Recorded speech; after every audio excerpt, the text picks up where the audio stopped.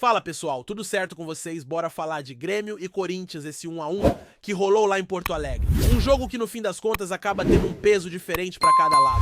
Se por um lado o Grêmio lamenta não ter vencido por outro, o Corinthians tem sim o que comemorar mesmo sendo empate. E tem contexto para isso. Não é exagero dizer que diante de todos os desfalques, esse ponto fora de casa foi um baita resultado para o Timão. O Grêmio melhorou em relação aos jogos anteriores, mostrou mais consistência e sim, o resultado foi justo. Mas tem muito pano pra manga aqui, muita coisa pra gente destrinchar, tanto do lado gremista quanto do lado corintiano. Então chega mais, se acomoda aí, porque tem análise, tem bastidor, tem opinião e claro, tem aquela resenha sincera. Seguinte, tentando ser o mais racional possível, eu, como gremista, queria a vitória, óbvio. Ainda mais sabendo que o Grêmio não vence o Corinthians há 7 anos. 7. É inacreditável. Desde 2018, nada de vitória do tricolor sobre o Timão. São 13 jogos, 10 empates e 3 vitórias corintianas. Dentro de casa, então, virou um martírio. Ano passado, com 1 a mais desde os 4 minutos de jogo, o Grêmio conseguiu perder por 1 a 0 num gol do Romero na chuva, no jogo em que o time estava disputando o título. Lembram? Difícil de esquecer, então naturalmente a expectativa era grande. Parecia ser a chance. O Grêmio vinha de uma parada, teve tempo para treinar, ajustar, recuperar jogador. E apesar da fase ainda ser instável, o time tinha mostrado algum sinal de evolução. A gente que acompanha de perto sabe, evolução é relativa. Comparado ao próprio Grêmio de semanas atrás, sim, houve melhora. Vinha ali encostado na zona de rebaixamento, conseguiu sair, ganhou 7 dos últimos 9 pontos, venceu fora de casa.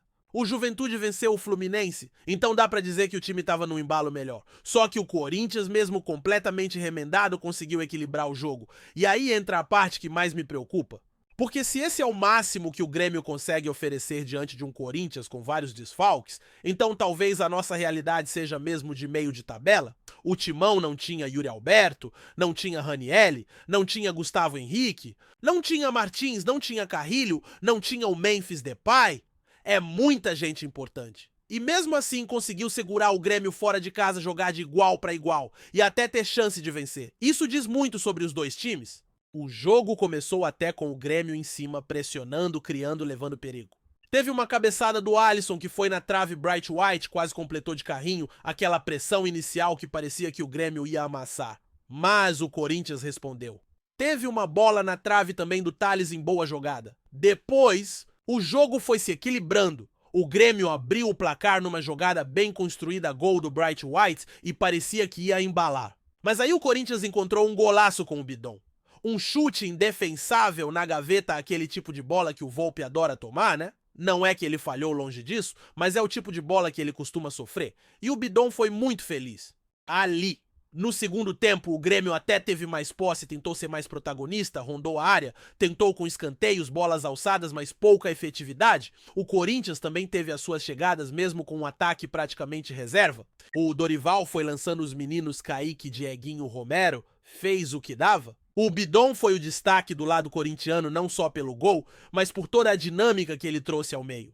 Com o garro bem marcado e sem ritmo, foi o Bidon quem pegou a responsa, conduziu, acelerou e mostrou que tem bola para jogar mais. Ele tem qualidade, só precisa entender que precisa finalizar mais. Se fizer isso com mais frequência, vira outro jogador.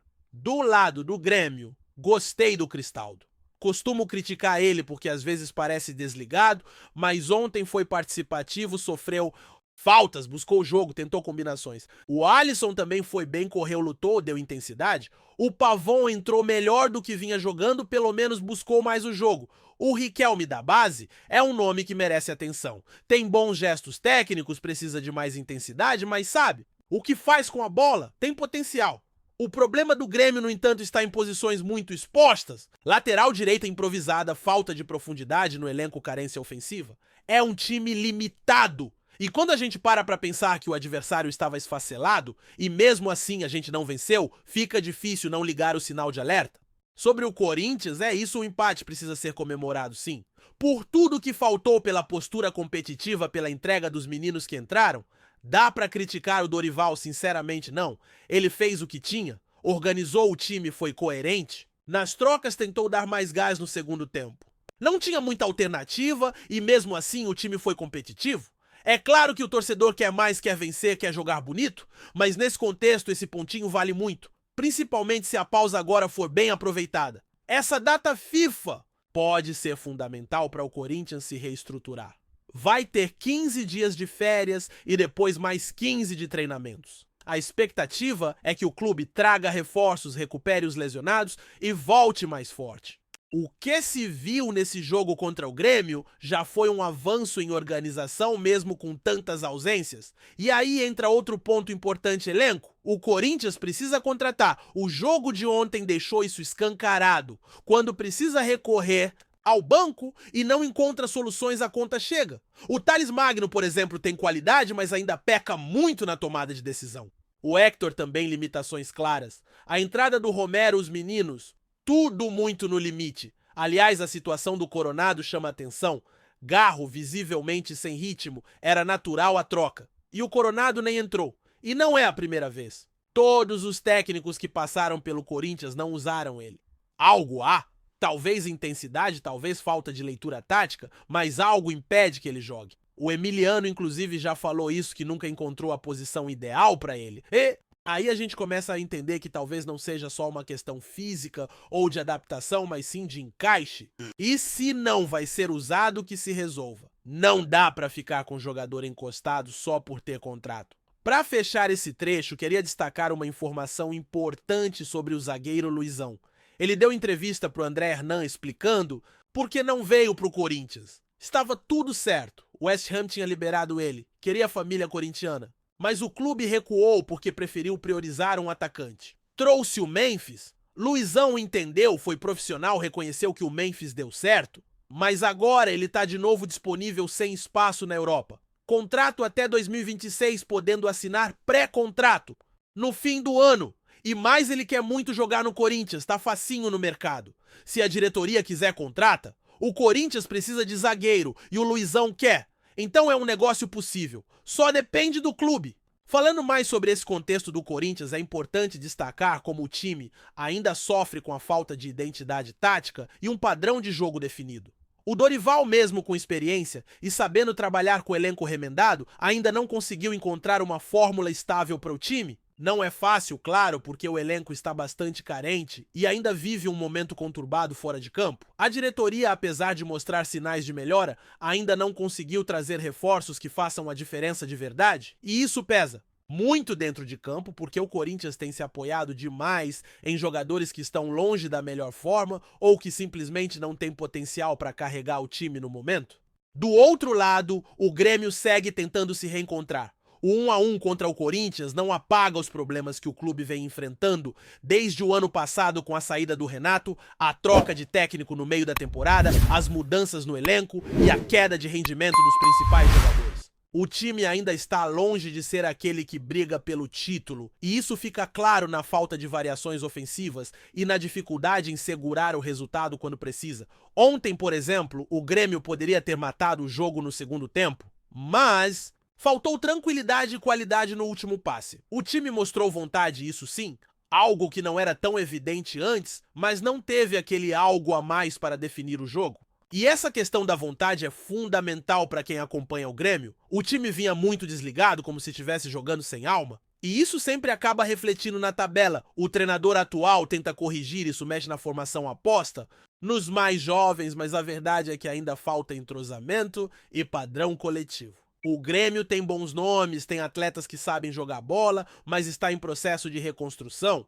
É um time que precisa de paciência da torcida, mas também de resultados. E essa é uma equação difícil. A pressão pela vitória está grande. E o elenco ainda não mostrou condições para carregar essa responsabilidade. Sobre o jogo especificamente, vale lembrar que o Grêmio teve a chance de abrir vantagem logo no início, quando o Alisson acertou a trave e o Bright White quase completou. Aquela pressão inicial poderia ter feito diferença, mas o Corinthians resistiu bem. O gol do Bidon, um lance de pura qualidade individual, mudou o panorama. Esse tipo de gol às vezes desanima, porque vem numa hora em que o adversário tinha o controle e parecia mais perto do segundo gol. O Corinthians, mesmo no sufoco, mostrou uma capacidade de reação interessante, uma resiliência que impressiona principalmente considerando o elenco desfalcado. Outra coisa que chama atenção no Corinthians é o fato de jogadores jovens estarem tendo espaço e responsa.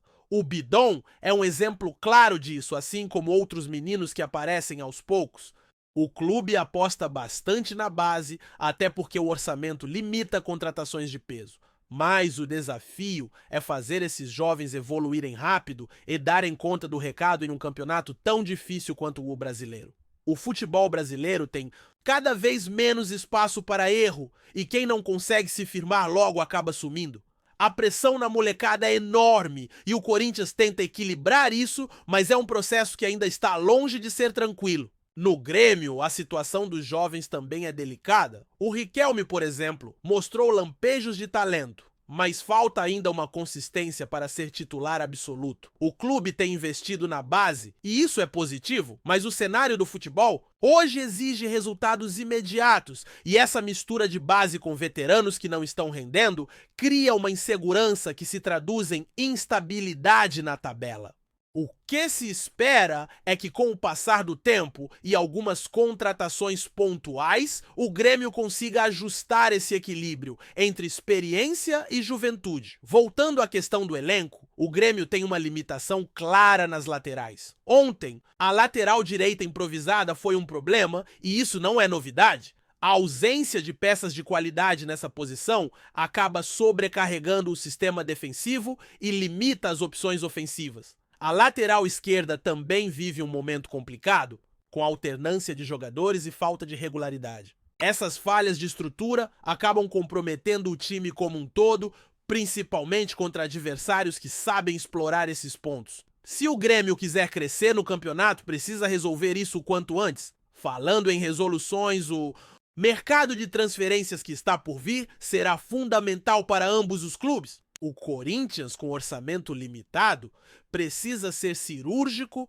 focar em reforços que possam contribuir imediatamente, especialmente no setor defensivo e no meio-campo.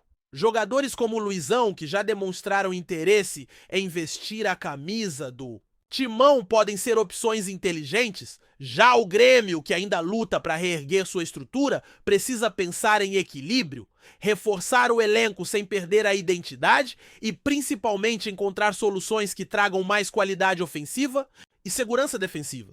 Uma coisa é certa, o Brasileiro 2025 promete ser disputado com times tradicionais, buscando se reorganizar e novos talentos surgindo a cada rodada. O Grêmio e o Corinthians vão precisar mostrar mais do que apenas vontade. Precisam de planejamento, paciência e principalmente qualidade dentro de campo.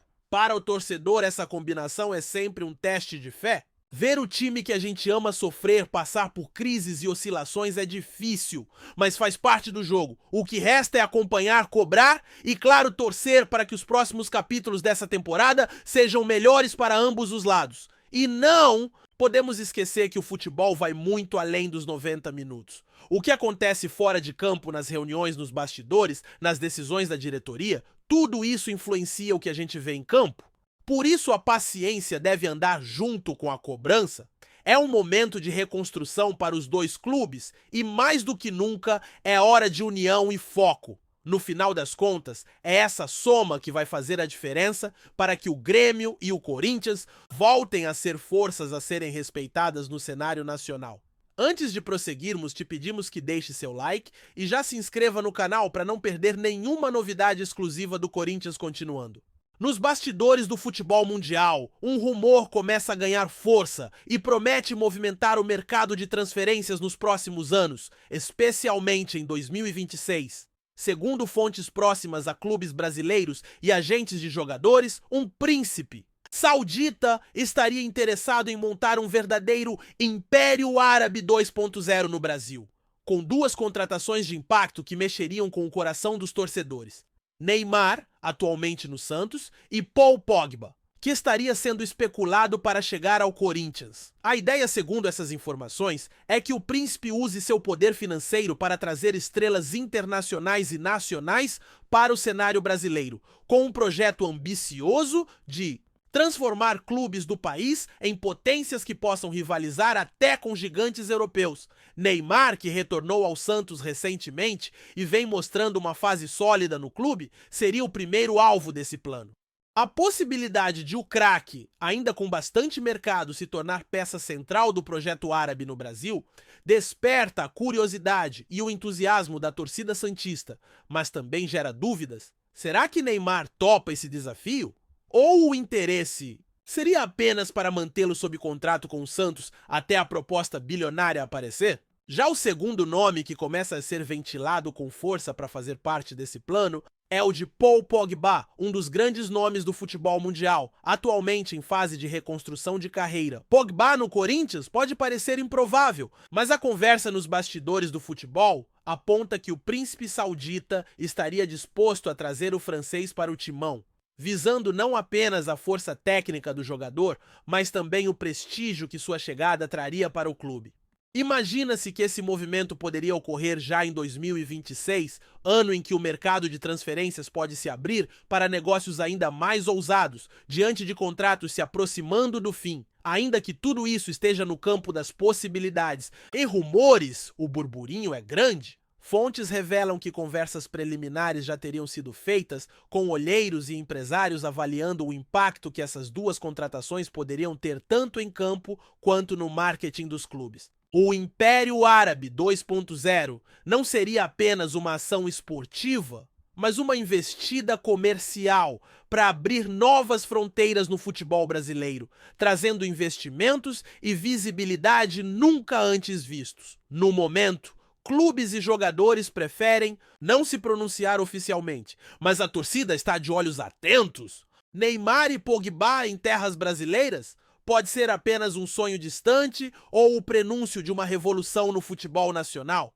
O que se sabe é que o mercado está em ebulição e se o príncipe saudita realmente apostar nesse projeto, 2026 poderá ser o ano do futebol brasileiro ganhar 2 reforços de peso, com estrelas internacionais que prometem elevar ainda mais o nível e o espetáculo do nosso futebol. Enquanto isso, fãs, jornalistas e especialistas acompanham de perto cada movimento, esperando por mais notícias que confirmem ou desmintam essa ousada possibilidade que pode mudar o cenário do esporte no país. Apresentamos as últimas notícias do Corinthians diariamente. Inscreva-se no nosso canal e deixe o seu like para continuar recebendo informações exclusivas. Não se esqueça de compartilhar a sua opinião sobre essa notícia nos comentários, pois sua participação é crucial para o Corinthians. Até o próximo vídeo, fiel!